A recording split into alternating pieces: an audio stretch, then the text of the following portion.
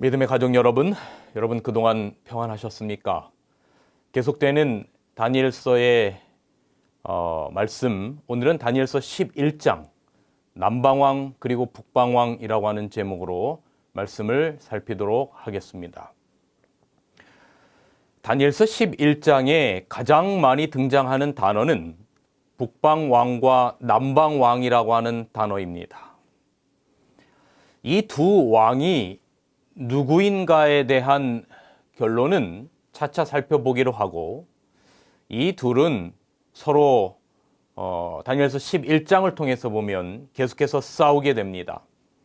마치 우리 남과 북이 싸우듯이, 예전에 미국이 북군과 남군이 싸웠듯이 싸우는 역사가 기록이 되어 있습니다. 다니엘서 11장 9절의 말씀과 11절의 말씀을 보겠습니다. 북방왕이 남방왕의 나라로 쳐들어갈 것이나, 11절에 남방왕이 크게 노하여 나와서 북방왕과 싸울 것이라 그렇게 기록합니다. 이런 식으로 다니엘서 11장에는 북방왕과 남방왕은 4번에 걸쳐서 서로 투쟁을 하게 되는데요. 그런데 이게 어떤 딱 한 존재만을 말한다고, 한 대상만을 지칭한다고 말하기에는 어려운 것이, 시대마다 어떠한 특정한 세력에만 국한시킬 수 없기 때문에 그렇습니다. 그러면 북방왕과 남방왕을 나누는 기준이 무엇일까? 당연히 팔레스틴, 이스라엘입니다. 이스라엘을 중심으로 북쪽에서 일어난 왕은 북방왕, 이스라엘, 팔레스틴을 중심으로 남쪽에서 일어난 왕은 남방왕입니다. 그러니까 이스라엘 역사의 긴 시간에서 나라들이 일어났다 사라지는 흥망성쇠의 역사를 반복하면서 팔레스타인의 북쪽과 남쪽에서 시작된 북방왕과 남방왕의 대결은, 그것이 벌어지는 투쟁의 시기와 장소와 양상이 시대마다 변화되게 됩니다. 사실 오늘 다니엘서 11장의 본문을 한 절 한 절 다 다루려면 이건 며칠을 해도 다 할 수가 없어요. 그 내용이 상당히 방대하죠. 그래서 그 핵심 세력만 언급하고 몇 가지 역사적 성취된 말씀을 드린 후에 거기서 얻는 교훈을 말씀드리려고 합니다. 우선 성경에 등장하는 남방의 개념은 이집트와 관련이 있습니다. 여기 스트롱 히브리 성경 사전에 이렇게 기록하고 있습니다. 남방, 바짝 마른 뿌리라는 뜻을 가진 단어로 네겝이라는 지역이나 유다의 남쪽에 있는 지역, 그리고 이집트를 가리킨다라고 주석하고 있습니다. 팔레스타인, 예루살렘 남쪽에는 이집트가 있었는데, 이 이집트를 다스리던 세력이 다니엘서 11장의 예언의 남방왕으로 표현된 것입니다. 그래서 재림교회 주석 복음 성경에는 다니엘서 11장 5절의 남방왕을 프톨레미 집안의 통치를 받은 이집트라고 기록하고 있습니다. 그런데 이집트는 무신론 신앙의 대표적인 나라입니다. 여기서의 핵심이 바로 무신론 신앙입니다. 남방왕을 표상하는 이집트의 핵심은 바로 무신론 신앙을 표상하는 것입니다. 여러분, 여기 각시대 대쟁투에는 이렇게 기록하고 있습니다. 그 증인들이 죽임을 당하여 그 시체가 거리에 놓여 있는 그 큰 성은 영적으로 애굽 이집트였다. 성경의 역사에 기록된 모든 나라 가운데서 애굽처럼 대담하게 살아계신 하나님의 실존을 부인하고 그분의 명령을 거역한 나라는 없었다. 그것은 무신론이었다라고 기록합니다. 그러므로 우리가 수학 공식에 의해서 딱 이렇게 A는 B다 이렇게 말하기는 어렵지만, 그러나 남방왕으로 대표된 이집트의 핵심적인 신앙은 바로 무신론적 신앙이었다라고 하는 것입니다. 하나님의 존재를 부인하는 신앙이었다는 것이죠. 그래서 마지막 때에 일어날 남방왕을 다니엘서 11장 40절에 이렇게 묘사하고 있습니다. 마지막 때에 남방왕이 그를 찌르리니라고 표현하고 있어요. 무신론 신앙으로 대표되는 마지막 때의 남방왕은 프랑스 혁명의 무신론주의와 마침내 공산주의로 이어지는 세력으로 변화하며 확대되게 됩니다. 제가 서론에 말씀드린 것처럼 이 남방왕과 북방왕을 어떤 한 딱 세력에만 지목하기가 어려운 것이 그 시대마다 남방왕과 북방왕의 특징을 가진 세력들이 지역과 역사에 따라서 새롭게 등장하기 때문에 그렇습니다.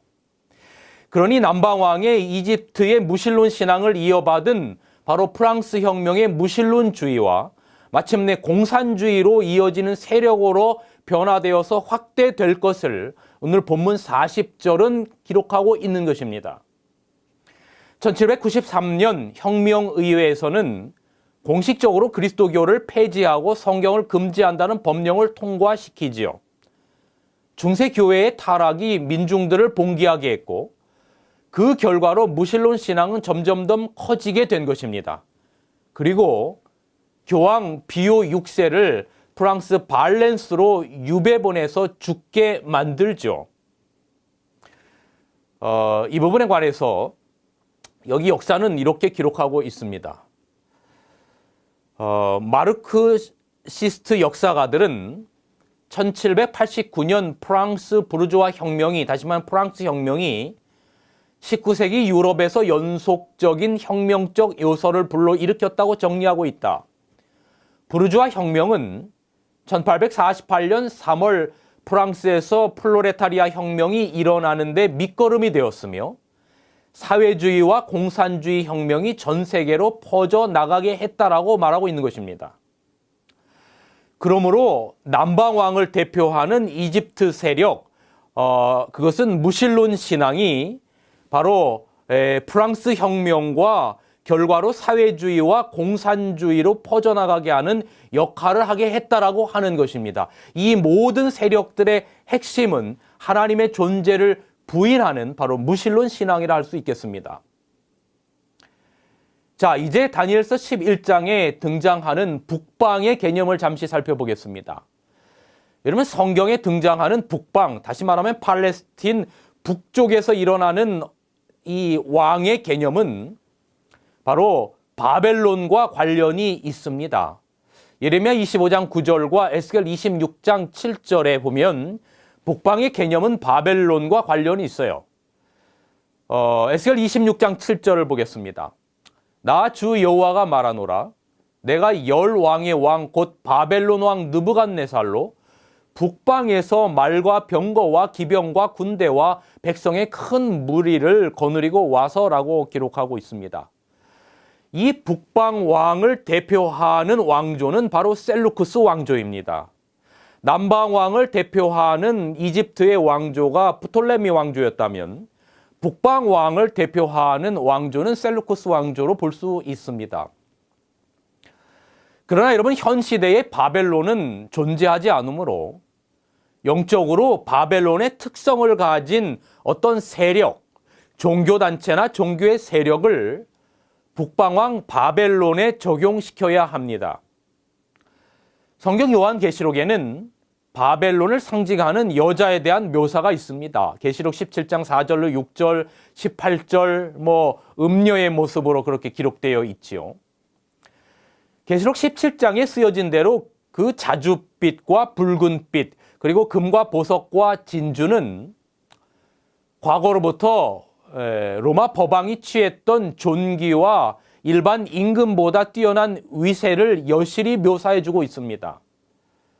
또한 바벨론이 성도들의 피에 취한지라라고 기록되어 있는데, 과거에 중세 암흑시대 동안 중세 교황권은 그리스도교를 매우 잔혹하게 박해했고, 또 중세 로마의 개톨릭 그 법왕권 세력 외에는 바로 그런 세력으로 인정받을 만한 세력이 없었던 것 같습니다. 자, 오늘 여러분께 드리는 남방왕과 북방왕의 이야기를 짧게 말씀드렸습니다만 이것을 정리하면 이런 것입니다. 남방왕은 팔레스타인 남쪽에 있는 대표적인 나라가 이집트인데 바로 프톨레미 왕조를 계승하지요. 그런데 그 이집트의 핵심적인 사상은 바로 무신론 사상입니다. 그것이 바로 프랑스 혁명과 사회주의와 공산주의로 뻗어나가게 되는 것입니다. 그리고 북방왕은 팔레스타인 북쪽에서 일어난 바벨론을 대표적인 나라로 볼 수 있는데 그것은 셀루쿠스 왕조를 통해서 이루어지게 됩니다. 그것이 바로 중세 교황권과 로마 가톨릭으로 이어지게 되는 것을 우리는 역사적으로 또 성경 예언적으로 살펴보게 됩니다. 여기서 북방왕과 남방왕에 대한 대단히 중요한 오늘 본문의 역사적 예언의 성취 하나만을 살펴보겠습니다. 다니엘 11장 40절 마지막 때에 남방왕이 그와 힘을 겨룰 것이나 북방왕이 병거와 마병과 많은 배로 회오리 바람처럼 그에게로 마주와서 그 여러 나라에 침공하여 물이 넘침같이 지날 것이요라고 말하고 있습니다. 쉽게 말하면 남방왕이 북방왕과 힘을 겨룰 것이나 마침내 북방왕이 여러 나라를 침공해서 물이 넘침같이 세력이 확장될 것이라고 예언하고 있는 것입니다. 이것이 어떻게 성취되는가? 우리는 역사적으로 남방왕이요 영적 애굽인 무신론적 프랑스 혁명 세력에 처음에는 북방왕 교황권은 깊은 상처를 받습니다. 이것이 바로 교황 비오 6세가 성경 다니엘서에 예언된 2300주의 이하의 예언 가운데 기록되어 있는 한때와 두때와 반때가 끝나는 1260년이 끝나는 1798년에 교황 비오 6세가 프랑스 혁명의 결과로 옥사하게 됩니다. 쉽게 말하면 남방왕, 무신론을 대표하는 프랑스 혁명의 결과로 북방왕을 표상하는 교황 비오 6세가 1798년에 옥사하게 됩니다. 그러나 성경의 예언은 그 북방왕이 신속히 회복되어서 죽게 되었던 상처가 나을 뿐더러 일대 반격을 가하여서 오늘 다니엘서 11장 40절의 말씀처럼 회오리 바람이나 홍수같이 세상을 압도하는 영향력을 행사할 것이라고 예언되어 있습니다. 이 예언이 다니엘서와 짝을 이루는 요한계시록에도 기록되어 있는데 요한계시록 13장 2절로 3절에는 이렇게 기록하고 있습니다. 내가 본 짐승은 표범과 비슷하고 그 발은 곰의 발 같고 그 입은 사자의 입 같은데 용이 자기의 능력과 보좌와 큰 권세를 그에게 주었더라.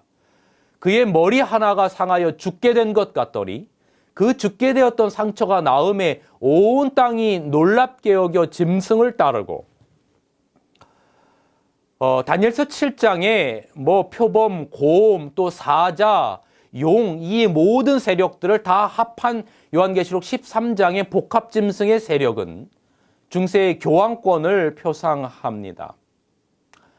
이 내용을 여러분이 다시 한번 좀 이해하기 위해서는 제가 여러분들에게 설명드린 다니엘서 7장의 말씀을 좀 다시 한번 살펴보시면 그 모든 특징들을 가지고 있는 계시록 13장의 복합짐승은 바로 중세의 교황권이라고 하는 것을 이해하실 수 있습니다. 과연 프랑스 혁명의 결과로 세속권과 종교적 위엄과 영토까지 모두 상실한 로마 교황권은 재기의 전력을 다했습니다.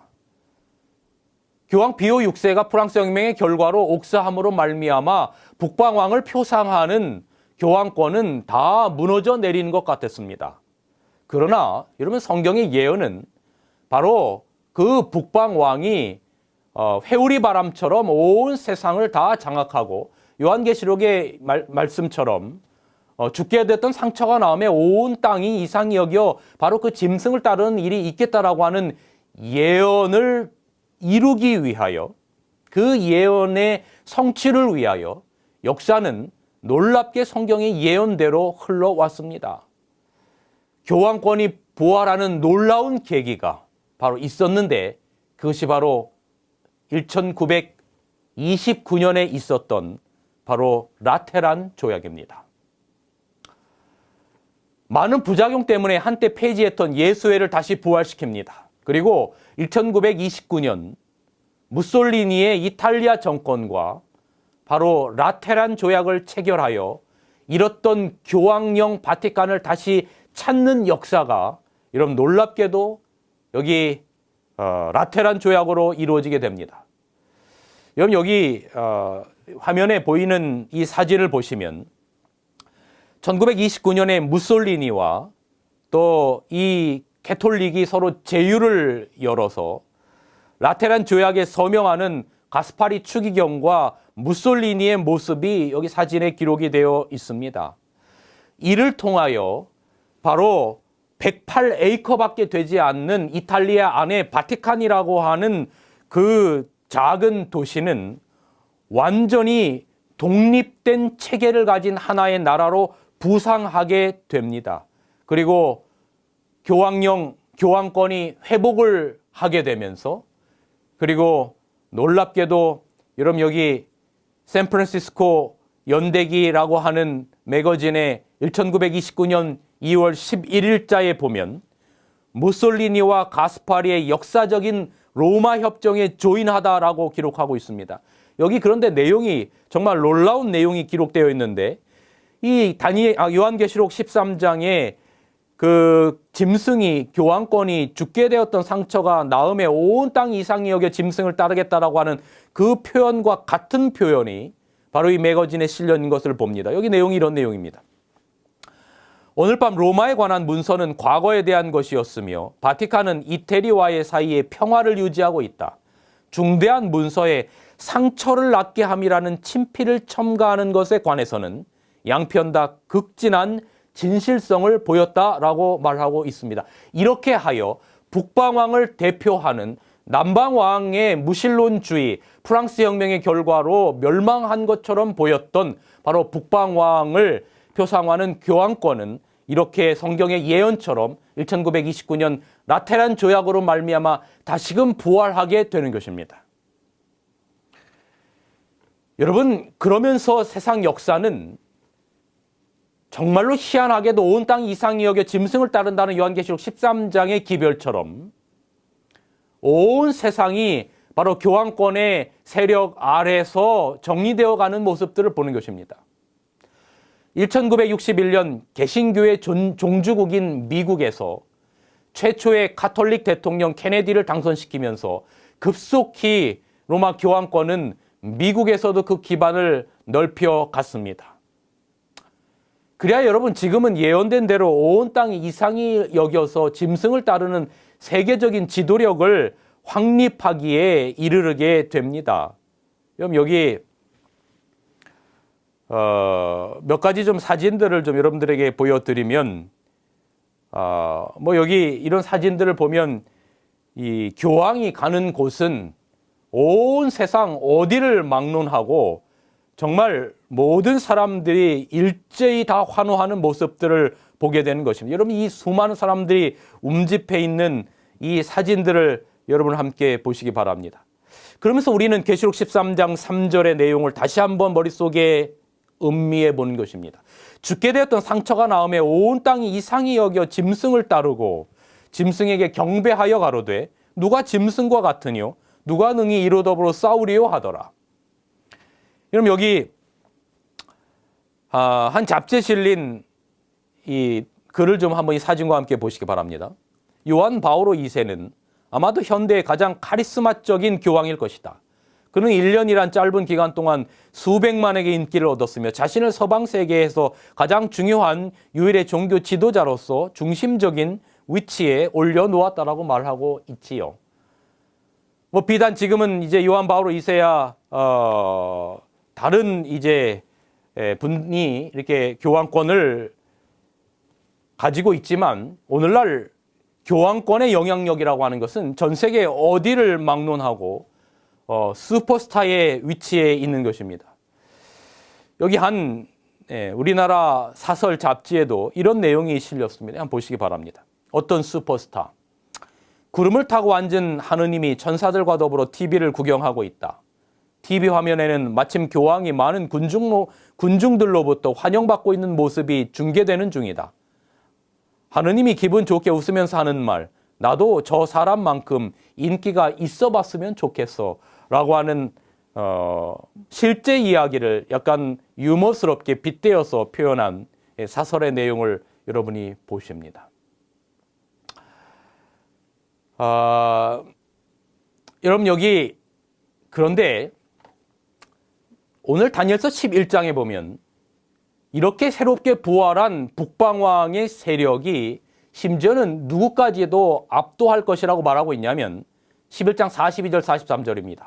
그가 여러 나라들의 그의 손을 펴리니 애굽 땅도 면하지 못할 것이요 그가 권세로 애굽의 금, 은과 모든 보물을 차지할 것이며 리비아 사람과 구스 사람이 그의 시종이 되리라고 표현하고 있습니다. 무신론적인 프랑스 혁명에 의해 받은 죽게 되었던 상처가 낳은 현대 북방왕인 교황권은 열국에게 그 손을 펴서 온 세계의 영향력을 발휘할 것으로 이렇게 예언이 되어 있는 것입니다. 특별히 제3세계를 대표하는 아프리카의 리비아와 구스, 에티오피아까지도 그의 세력에 복종할 것이며 마침내 지난날 자신에게 치명적인 상처를 입힌 무신론 국가들도 포함할 것이며 그 가운데는 과거 소련도 예외가 아니라는 놀라운 예언입니다. 프랑스 혁명을 계기로 발생한 무신론적인 공산혁명이 1917년 러시아와 1945년 북한, 1949년 중국, 쿠바, 에티오피아, 중남미 등 전 세계로 퍼지면서 가장 위협을 느낀 것은 북방왕 바로 교황권이었습니다. 그리고 미국이었습니다. 그런데 여러분, 교황권과 미국은 이 무신론주의 공산권 세력을 이 지구상에서 사라지게 해야 되겠다라고 하는 놀라운 결정을 같이 하게 됩니다. 여러분 여기 타임지 홀리 얼라이언스 거룩한 동맹이라고 하는 여러분 여기 이 타임지 표지 내용을 좀 보시기 바랍니다. 비밀리에 과거 레이건 대통령과 요한 바오로 2세는 폴란드의 노조운동을 계기로 동구와 소련에서의 공산 세력을 붕괴시키기로 1982년 6월 7일 날 협약하고 그 계획을 착실히 수행해 나간 끝에 동독을 비롯한 동구의 공산권이 무너지게 되고 마침내 공산주의의 종주국인 소련이 졸지에 1991년 12월에 붕괴되기에 이르렀습니다. 공산주의의 초강대국인 소련이 지도에서 사라지게 된 것입니다. 여러분 여기 이 홀리 얼라이언스라고 하는 이 타임지의 내용에는 아주 대단히 의미심장한 이야기가 기록되어 있습니다. 여러분 여기 자료 화면을 좀 보시기 바랍니다. 제가 그 화면을 좀 여기 붉게 박스 친 곳의 내용을 좀 읽어보겠습니다. 레이건과 요한 바오로 2세는 그들의 첫 번 만남 1982년 6월 7일에 좀 특별한 이야기를 나누었다. 1981년 6주의 간격을 두고 발생한 암살 음모에서 살아났다는 이야기였다. 그리고 둘 다 하나님께서 그 두 사람을 통해서 이루고자 하는 어떤 특별한 사명이 있기 때문에 구원해 주셨다고 믿었다. 그리고 그들은 그렇게 살아난 것을 기적적인 사실로 받아들였다. 무슨 이야기입니까? 이 레이건과 요한 바오로 2세가 6주 간격을 두고 발생한 그 음모 사건에서 이 둘이 살아나게 됩니다. 총격 사건에서. 이것을 공통점을 가지고 하나님께서 우리 두 사람에게 이루실 어떤 뜻이 있어서 우리를 이렇게 살아나게 했다라고 그렇게 서로 뭔가 협약을 맺게 되는 것입니다. 그런데 여러분 여기 놀랍게도 이 1994년 해외 토픽 동아일보의 해외 토픽란에 여기 그 뒷 배경에 놀라운 이야기가 실렸는데 이러한 것입니다. 제가 읽어드리겠습니다. 이런 자료화면 보시기 바랍니다. 지난 81년 교황 요한 바오로 2세 저격 사건은 교황청 고위 인사들이 지시한 것이었다. 그런 겁니다. 무슨 말입니까? 교황 바오로 2세의 저격 사건이 인위적으로 꾸며진 사건이었다라고 하는 것입니다. 그 이유는 무엇입니까? 여기 교황청 관리들이 범인인 아그치에게 교황에게 총을 쏘되 죽이지 말도록 지시했다라고 하는 것입니다. 그러니 교황이 총격 사건은 자작극이라고 하는 것입니다. 이 동아일보 해외 토픽란에 실린 것입니다. 그 이유가 무엇일까? 여러분 여기 동아일보 2004년자 신문에는 여기 이렇게 기록하고 있습니다. 1981년 로널드 레이건 피격 사건에 관련돼서 이렇게 기록하고 있습니다. 교황권과 미국 이 로널드 레이건이 이런 이야기를 하는 것입니다. 우리가 살아남은 것은 서로 힘을 합치라는 신의 섭리지요. 그러면서 이런 내용이 기록되어 있어요. 이들은 50분간 걸친 밀담에서 공산주의의 몰락과 또 정교 공조를 긴밀히 협의했다. 10년 뒤 뉴스위크는 두 사람의 이날 자리가 소비에트 체제를, 다시 말하면 소련을 붕괴시키는 회오리 바람을 불러일으켰다라고 했다. 근데 여러분 여기 놀라운 것은 이 동아일보에 회오리 바람을 불러일으켰다라고 했다라고 하는 그 회오리 바람에 가로를 치고 뭐라고 기록하고 있냐면 다니엘서 11장 40절을 기록해 놓았습니다. 여러분 이 동아일보가 뭐 크리스찬 잡지가 신문이 아니지 않습니까? 그런데 회오리 바람처럼 불러일으켰다라고 하는 이 표현의 가로에 다니엘서 11장 40절을 기록한 것입니다. 놀라운 것입니다.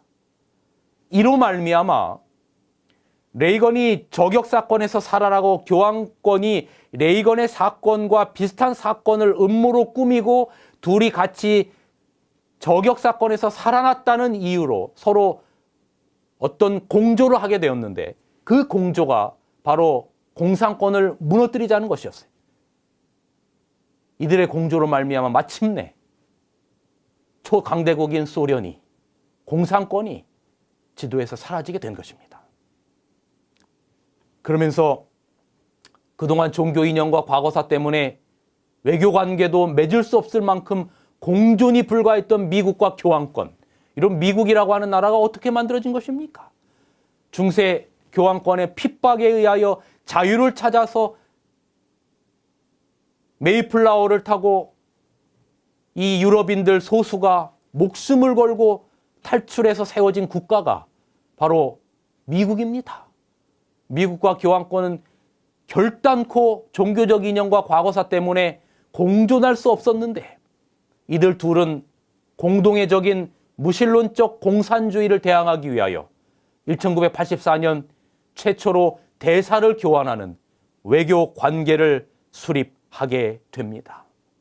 그리고 세상 역사의 마지막에 계시록 13장의 예언처럼 교황권과 미국은 연합하여 세상 역사의 마지막에 온 세상에 일율 법령을 세우고 거기에 경배하게 할 것입니다.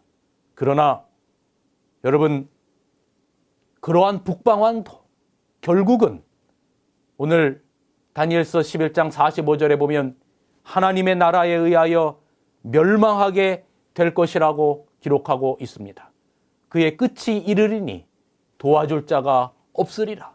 그러한 북방왕도 끝이 이르리니 도와줄 자가 없으리라라고 기록하고 있습니다. 참으로 길고도 험난한 역사의 여정입니다.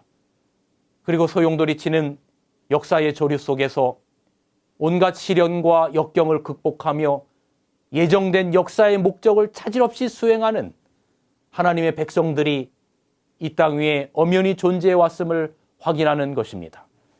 제가 말씀을 드리면 설교를 하면서 여러 번 설명드린 것처럼 산 위에서 흘러내리는 물은 마침내 바다로 흘러갑니다. 그 바다는 예수님의 재림입니다. 그 물줄기인 하나님의 백성들은, 바다로 흘러들어가는 물줄기인 하나님의 백성들은 이집트, 바벨론 시대를 흘러서 오늘 우리까지 왔고 우리도 현재 진행형으로 선악간의 대쟁투의 싸움 가운데 매일매일을 힘겹게 살아가고 있습니다. 문제는 우리 자신들입니다. 여러분, 저는 이렇게 생각합니다. 북방왕이나 남방왕이 역사적으로 어떤 세력이었느냐를 아는 것 물론 중요합니다. 그래서 잠시 다루었습니다. 그런데 현재 우리의 삶 속에서 이 말씀을 어떻게 적용할 수 있느냐 하는 것이 저는 과거의 북방왕과 남방왕이 어떠한 존재였는지를 아는 것보다도 훨씬 더 중요하다고 생각합니다. 제가 지난 다니엘 10장을 설교하면서 말씀드린 것처럼 영적 쟁투는 어떤 특정 전쟁터에서 싸우는 지정학적인 싸움이 아니라 각 사람의 마음 속에서 매 순간 전개되고 있는 마음의 투쟁인 것입니다. 구약의 역사에서 하나님의 마음을 가장 아프게 한 존재는 남방왕이나 북방왕이 아니었습니다. 하나님의 마음을 가장 아프게 했던 존재는 바로 하나님의 백성이라고 불리는 이스라엘 백성들이었습니다. 바로 그들이 남방왕이나 북방왕의 악한 특징을 다 가지고 하나님을 가장 고통스럽게 만들었습니다. 이사야 1장의 기별처럼 머리부터 발끝까지 이스라엘은 죄악으로 멍들었고 그 죄악의 반역이 하나님을 가장 가슴 아프게 한 것입니다.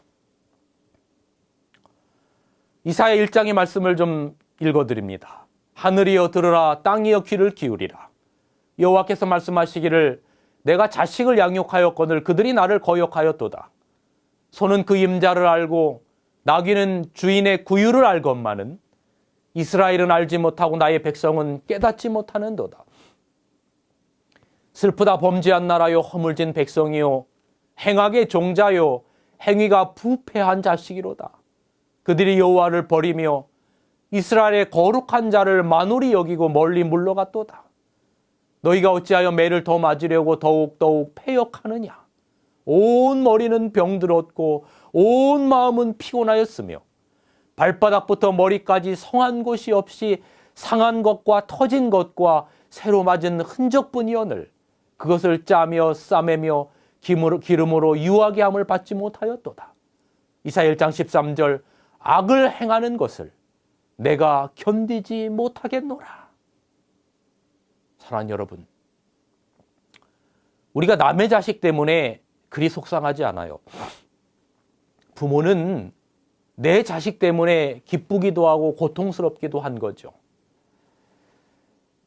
성도들의 가정을 방문해서 여러 이야기를 듣다 보면 다들 힘든 문제들로 마음고생을 하는데 대부분 보면 자식, 손주, 가족의 문제들이에요. 여러분, 하나님이 그러신 겁니다. 남방왕, 북방왕 이런 세력들이 뭔지 연구하는데 우리의 초점을 맞추다가 정작 하나님의 마음이 뭔지를 우리는 놓치고 살 때가 많다는 것입니다. 남방왕 이집트도 북방왕 바벨론도 전부 하나님의 백성 이스라엘을 올바로 이끌려고 하나님께서 사용하셨던 도구에 불과했습니다. 전 지금도 마찬가지라고 생각합니다. 우리 주변에서 일어나는 많은 일들은 여러분을 구원하시려고 하는 하나님의 도구로 보시면 됩니다.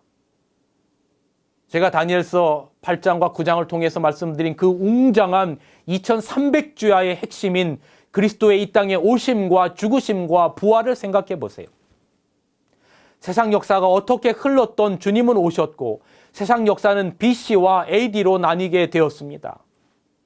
그런데 하나님의 백성이라고 했던 이스라엘은 성경의 예언을 가장 잘 안다라고 하나님의 말씀을 가장 잘 안다라고 했던 이스라엘은 하나님의 마음을 알지도 못하고 준비하지도 않았습니다. 여러분, 예수님의 십자가를 생각해 보세요. 사실 예수님을 진짜로 십자가에 못 박은 사람은 로마 사람들이지요. 병정들이 다 못질을 했지요. 빌라도가 예수님을 십자가에 못 박도록 허락했고 채찍질 하도록 명령했지요. 그리고 로마 군병이 실제로 예수님을 십자가에 못 박았어요. 그런데요, 여러분, 예수님은 그것 때문에 고통스러워한 게 아니었어요. 예수님을 십자가에서 정말로 고통스럽게 했던 것은 못자국을 못 박힘을 당하는 것이나 어떤 그런 이방인들 때문에 정말로 고통스러웠던 게 아니었어요. 예수님을 십자가에서 가장 고통스럽게 만들었던 것은 예수님의 제자라고 하는 12제자 가운데 한 사람이 예수님을 팔았고, 나는 저 사람을 알지 못한다고 3번이나 부인했고, 한 제자는 예수님을 팔아버렸고, 나머지 제자들은 다 도망가고, 나는 저 사람을 모른다고 하는 것에 인성을 쓰신 주님의 가슴이 무너져 내리셨어요. 그리고 그리도 사랑하셔서 아브라함 시대부터 부르셔서 구별한 하나님의 언약의 백성이라고 자처했던 유대인들의 외침이 예수님의 마음을 가장 고통스럽게 했죠. 저를 십자가에 못 박으소서. 저를 십자가에 못 박으소서. 바로 하나님의 언약의 백성들이 예수님에게 침뱉고 때리고 채찍질하고 저주하고 비웃고 죽이는 일의 중앙에 있었던 것입니다. 여러분, 여기 선지자의 글을 보세요. 그리스도께서는 당신의 온 생애를 통하여 타락한 세상에 아버지의 자비와 용서하시는 사람에 대한 좋은 소식을 전했다. 죄인들의 괴수를 위하여 구원을 베푸시는 것이 그분의 과제였다. 그러나 이제 그분이 지신 죄의 엄청난 무게로 인하여 그분은 화해를 나타내는 하나님의 얼굴을 볼 수 없었다. 이 최대의 고민의 시간이 구주께로부터 하나님께서 당신의 얼굴을 돌리심으로 인하여 인간이 결코 완전히 이해할 수 없는 슬픔이 그분의 마음을 찔렀다. 이러한 고민이 너무 컸기 때문에 그분은 육체적 고통을 거의 느낄 수 없었다. 무엇을 보십니까? 예수님을 그 십자가의 극심한 고통도 느끼지 못하게 할 만큼 여러분과 저의 죄의 무게로 고민하신 겁니다. 여러분, 여기 어디에 남방왕, 북방왕으로 인해서 고통하신 이야기가 있습니까? 그렇습니다, 여러분.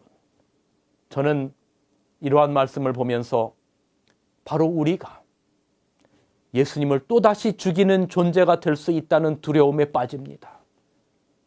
이제 세상 역사는 다시금 예수님의 재림으로 흘러갈 것입니다. 선악간의 대쟁투의 역사 속에서 예수님의 초림은 그 강력한 방해 세력에도 마침내 이루어졌고, 이제는 예수님의 재림으로 이어질 것입니다. 그러나 사단은 강력하게 하나님의 자녀들의 마음에 작용할 것입니다. 세상은 하나님을 잊어버리게 하고 하나님의 존재를 세상뿐만 아니라 하나님의 자녀들의 마음에서 없앨 것입니다. 남방왕을 상징하는 공산주의 세력이 이 땅에서 북한 제외하고 거의 다 사라졌지만, 그러나 오늘날 이 세상 사람들, 굳이 세상 사람들에게까지 가지 않는다 할지라도 하나님의 자녀라고 불리우는 우리들의 마음 가운데도 어느덧 하나님의 존재를 마음 가운데서 세상 것에 의하여 빼앗기고 살아갑니다. 하나님의 자녀들의 마음에서 사단은 마지막 때가 되면 될수록 하나님의 법을 다 없애버릴 겁니다. 그래서 무신론 신앙으로 만들어버릴 겁니다. 여기 시편 119편 126절에 이런 말씀이 있어요. 저희가 주의 법을 폐하여 싸우니 지금은 여호와의 일하실 때니이다. 그 당시의 영적 상태를 엘렌 화이트는 다음과 같이 묘사합니다. 다윗은 하나님의 율법 위에 그 시대 사람들의 멸시가 쏟아져 내리는 것을 보았을 때 크게 시험을 받았다. 하나님의 율법은 그가 창조하신 사람들에게 하나의 죽은 문자가 되어버렸고, 사람들은 거룩한 교훈들을 생명의 법칙으로 받아들이기를 거부하였다. 죄악이 너무나 커서 다윗은 하나님의 참으심이 이제 끝나는 것이 아닌가 하고 두려워하면서 그는 하늘을 향하여 심금을 울리는 기도를 드린다라고 기록합니다. 하나님의 말씀이 죽은 문자가 되어버린 시대에 다윗의 간절한 마음으로 드린 기도가 우리의 기도가 되기를 저는 간절히 바라는 겁니다. 그 기도는 무엇이 되어야 하겠습니까? 시편 119편 9절부터 청년이 무엇으로 그 행실을 깨끗게 하리이까? 주의 말씀을 따라 삼갈 것이니이다. 내가 전심으로 주를 찾아 싸우니 주의 계명에서 떠나지 말게 하소서. 내가 주께 범죄치 아니하려 하여 주의 말씀을 내 마음에 두었나이다. 아멘. 우리를 둘러싼 세상은 끊임없이 우리에게 온갖 지식과 정보와 메시지를 보냅니다. 우리도 모르는 사이에 세상의 메시지에 세뇌당하고 세상적 가치관을 따라 행하기 쉽습니다. 특별히 청소년들에게 더욱 그렇습니다. 성경은 순결을 명하지만 세상은 순결 따위는 구석기 시대의 유물 정도로 생각합니다. 성경은 동성애를 정죄하지만 세상은 성적 취향은 개인적인 문제로 치부해버립니다. 성경은 정직을 말하지만 세상은 적당히 타협하고 기회를 놓치지 말라고 유혹합니다. 성경은 하나님의 말씀 속에 온갖 보화가 있음을 말하지만 세상은 세상 학문에 성공의 지름길이 있다고 말합니다. 성경은 예수님 오실 때가 가까웠음을 말하지만 세상은 그런 게 어딨냐라고 말하는 것입니다. 베드로후서 3장 3절로 말씀, 먼저 이것을 알지니 말세에 조롱하는 자들이 와서 자기 정욕을 따라 행하며 조롱하여 이르되 주께서 강림하신다는 약속이 어디 있느냐. 조상들이 잔 후로 만물이 처음 창조될 때와 같이 그냥 있다 하니 이는 하늘이 옛적부터 있는 것과 땅이 물에서 나와 물로 성립된 것도 하나님의 말씀으로 된 것을 그들이 일부러 잊으려 함이로다. 그러니 여러분, 주의 말씀을 따라 삼가지 않는다면 우리의 사고와 행실은 금방 세상적으로 변하고 타락하고 부패할 수밖에 없습니다. 구약의 역사가 예수님의 초림으로 맞추어졌고 그 어떤 방해 세력에도 불구하고 이루어졌듯이 이제는 우리는 예수님의 재림을 맞이할 것입니다. 준비하며 삽시다. 특별히 청년 학생들, 우리 젊은이들 이 말씀 꼭 기억하세요. 너는 청년의 때 곧 곤고한 날이 이르기 전 나는 아무 낙이 없다고 할 해가 가깝기 전에 너의 창조자를 기억하라. 말씀을 드리면서 여러분, 역사적인 남방왕과 북방왕은 시간이 흐르면서 다른 양상의 세력으로 나타나고 사라지는 흥망성쇠를 거듭해 왔습니다. 우리가 보지 않습니까? 이 모든 세력들은 풀의 꽃과 같이 사라졌고 앞으로도 그럴 것입니다. 계시록의 예언처럼 세상 역사의 마지막에 등장할 그 모든 하나님의 세력에 반대하는 그런 역사적인 세력들도 결국은 다 사라지게 될 것입니다. 모든 것은 다니엘 2장의 예언처럼 돌나라 예수님의 재림으로 흘러가게 될 것입니다. 창조자를 기억하며 말씀 가운데 흔들리지 말고 복음을 전하며 그렇게 살아갑시다. 이것이 마지막 시대를 살아가는 우리의 자세일 것입니다. 계시록 22장 20절 21절의 말씀을 읽어드리고 말씀을 줄입니다. 이것들을 증거하신 이가 가라사대 내가 진실로 속히 오리라 하시거늘 아멘. 주 예수여 오시옵소서. 주 예수의 은혜가 모든 자들에게 있을지어다. 아멘. 말씀을 줄이겠습니다.